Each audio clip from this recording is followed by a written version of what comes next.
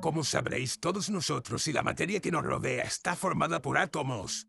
Aquí tenemos el átomo más sencillo que existe, un átomo de hidrógeno, con un núcleo formado por un protón y el electrón alrededor. En los años 60, los físicos estaban intentando comprender cómo funcionaban los átomos por dentro, como el protón y el neutrón, y cuáles eran sus propiedades para que las partículas tuvieran cierta masa. Sin masa, el universo tal y como lo conocemos no existiría. No habría átomos y ningún tipo de materia. Tampoco nosotros existiríamos. Así que conocer su naturaleza es importante. En el universo todo nace de interacciones de unas partículas con otras, y en ese intercambio hay partículas portadoras de fuerza, conocidas como gluones, fotones y bosones. La masa debe surgir de algún lugar. Es sorprendente que el protón tenga 1800 veces más masa que el electrón. ¿De dónde viene y cómo se produce? Se conocen las 4 fuerzas fundamentales del universo. La gravedad, que atrae a los cuerpos. Fuerza nuclear fuerte, que mantiene unido al núcleo atómico. La fuerza nuclear débil, cuyo efecto es la radiactividad. Y el electromagnetismo, que es la interacción entre cargas eléctricas en los que se basa nuestra tecnología. En su afán por descubrir una teoría del todo, los científicos pensaron que el electromagnetismo y la fuerza débil eran la misma cosa, pero desde distintos puntos de vista, y unificaron esas dos fuerzas en una, fuerza electrodébil. Faltaba algo fundamental en las teorías.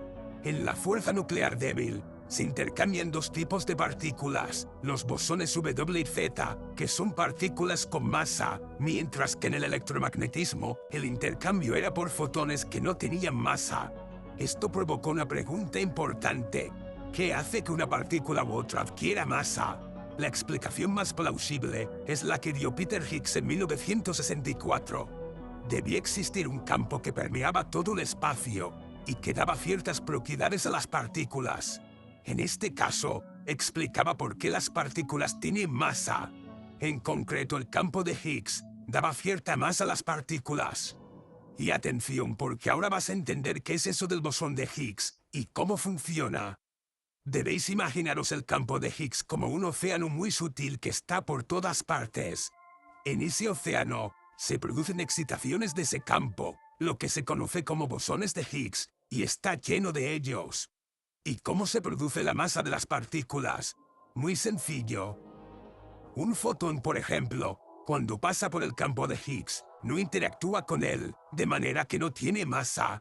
Cuando lo hacen otras partículas como el electrón, interactúa sutilmente y produce una especie de fricción. Esa resistencia con el campo de Higgs es lo que le da la masa. Cuando lo hace el quark, interactúa mucho más, de manera que su masa es mayor.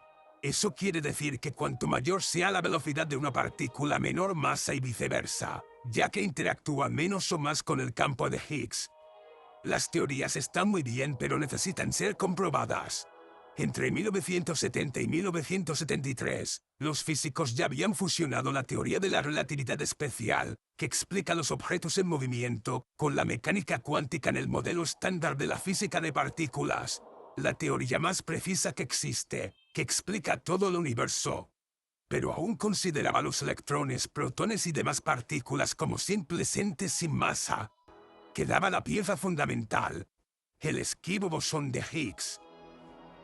El bosón de Higgs tiene una masa muy grande, mucho más que los bosones W y Z, como resultado del propio autoacoplamiento con el campo de Higgs.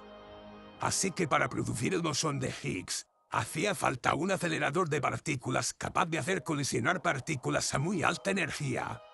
De manera que se construyó el Gran Colisionador de Hadrones, no solo para hallar el bosón de Higgs, sino para descubrir todos los bloques que forman la materia y dar respuesta a nuestros orígenes.